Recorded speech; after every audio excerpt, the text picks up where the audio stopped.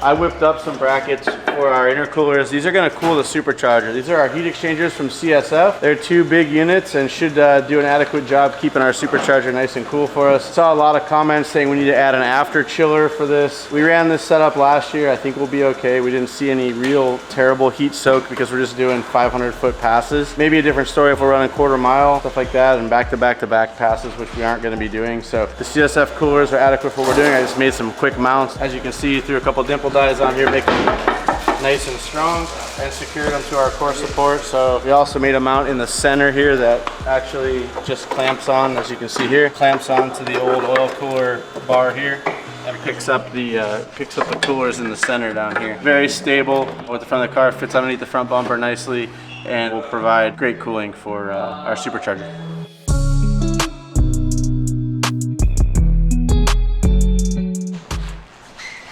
Hope and pray at first start.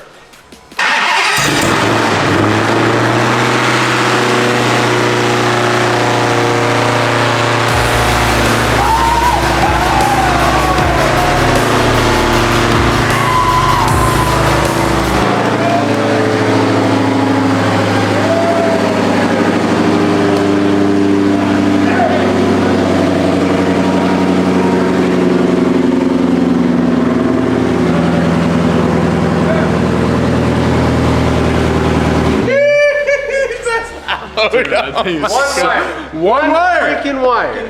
One freaking wire. Wait, Will, so explain to me one more time. Dude, alright, so there's fuses in here that there's no ignition run fuse inside of here. So I had to find another source that when I was testing with the key, it was providing 12 volts in the on position. So apparently some of those fuses, it's a quick enough release of that 12 volts during the starting that it was dropping our ECU. It was dropping the run power to the ECU. So by bypassing it and going to a constant 12 right here, which I'm cutting it off now, we said screw that fuse that was dropping power, giving it direct power. It was holding the ECU powered up during the starting process, whereas before it was letting go. So while we had the starter going, ECU saw no power.